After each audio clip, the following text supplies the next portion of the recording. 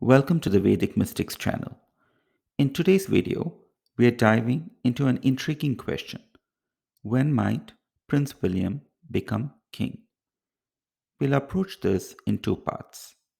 First, we'll form a hypothesis. What astrological factors typically align with a royal coronation?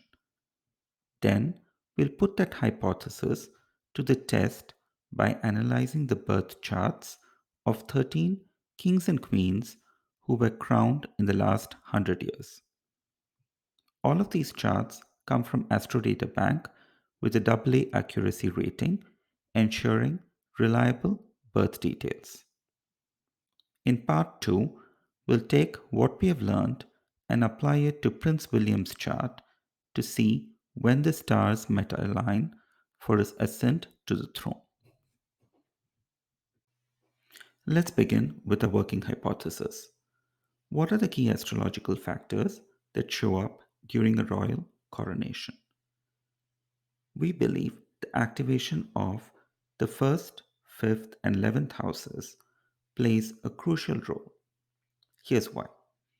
The first house represents the self. A coronation is a defining moment in the life of a royal, a transformation of identity and status. So it makes sense that the first house would be prominently activated.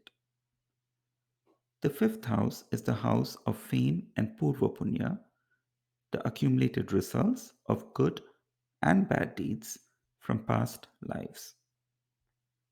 Most kings and queens are born into royalty not by chance, but as a result of this karmic merit. Their coronation is, in many ways, a spiritual dividend. And finally, the 11th house represents gains, the material and social rewards that arise from past karma.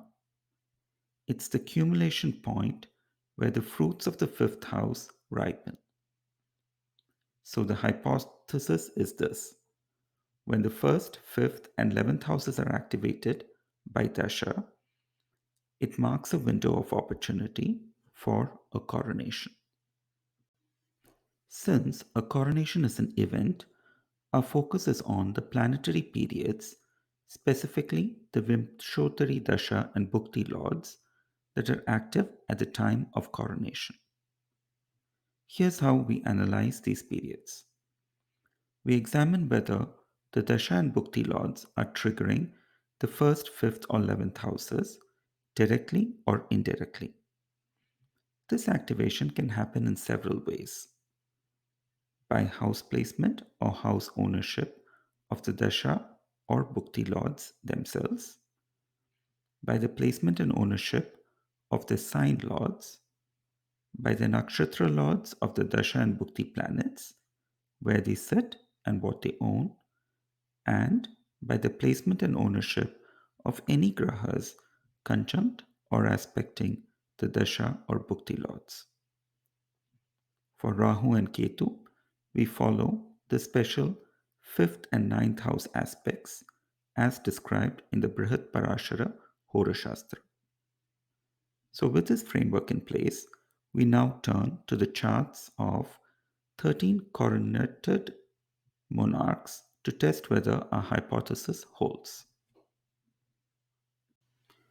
We start with the British royal family. King Charles' coronation was on May 6th, 2023. He was running the Dasha and Bhukti of Jupiter and Venus.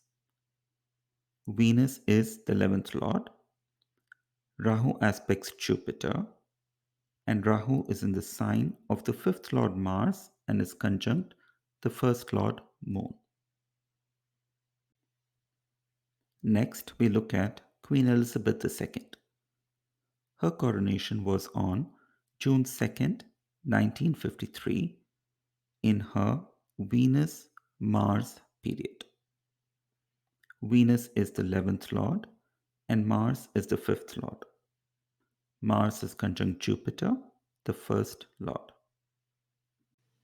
We wrap up the British royal family with King George VI's coronation, which was on May 12th, 1937, in his Ketu Jupiter period.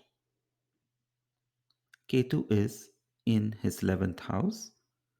Venus, the first lord, is the nakshatra lord of Ketu, and Saturn, the fifth lord, is the nakshatra lord of Jupiter. Next, we move to the Dutch royal family. King Willem Alexander's coronation was on April 30th, 2013, in his Mars Rahu period. Rahu is conjunct the 11th Lord's Sun, and Venus, the first Lord, is its nakshatra Lord. Saturn, the fifth Lord, aspects Mars. Queen Beatrix's coronation was on the same day, April 30th, but in 1980, in her Jupiter Moon period. Jupiter is the first lord in the 11th house, and Moon is the fifth lord.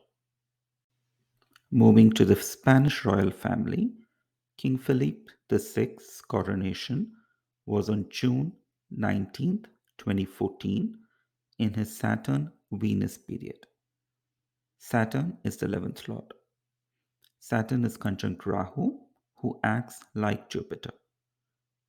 Jupiter is in the fifth house, aspected by Mars, the first lord. Next, we look at two kings from the Danish royal family.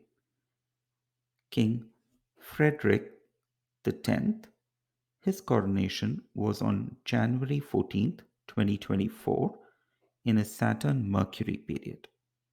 Saturn is his first lord. Mars, Mercury's nakshatra lord, is the 11th lord in the fifth house. The second Danish coronation is that of Queen Margaret II. This coronation is also on Jan 14th, but in 1972. Looks like the Dutch and Danes like to have coronations on the same day. Queen Margaret II's coronation was in her Venus-Sun period. Venus is in the 11th house with the fifth lord Mars. Venus is also in the nakshatra of Moon, the first lord. In Norway, King Harald of the Norwegian royal family had his coronation on January 17th, 1991, in his Ketu Jupiter period. Ketu is in the fifth lord Venus's sign and in the nakshatra of Mars, who's the 11th lord in the fifth house. King Olav V of Norway's coronation was on September 21st, 1957, in his Saturn Rahu period. Rahu is in the 11th house with the first lord Mars and is aspected by the fifth lord Jupiter. In Belgium, King Philippe's coronation was on July 21st, 2013, in his Moon Mercury period. Mercury is the first lord with the fifth lord Venus. Moon is in the sign of the 11th lord Mars. Staying in Belgium, King Albert II's coronation was on August 9th, 1993, in his Mars Moon period. Mars is the 11th lord in the fifth house. Mars is also aspected by Rahu, who is in the first house. Finally, we move out of Europe to look at the coronation of King Bhumibol of Thailand, also known as King Rama IX. His coronation was on June 9th, 1946, in his Venus-Saturn period. Venus is the 11th lord in the 11th house. Saturn is with the fifth lord Mars and is aspected by the first lord Jupiter. After examining these 13 coronations against our hypothesis, we can feel more confident that the factors for coronation are the activations of the first, fifth, and 11th houses. Next, we look at the chart of Prince William to see if we can identify periods that indicate the possibility of coronation.